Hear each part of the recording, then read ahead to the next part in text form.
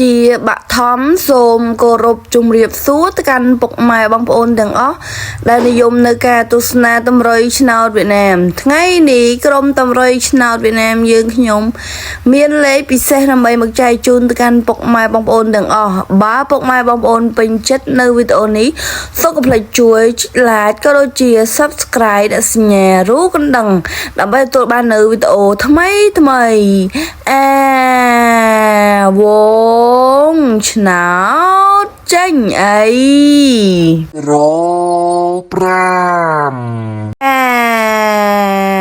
វងឆ្នោ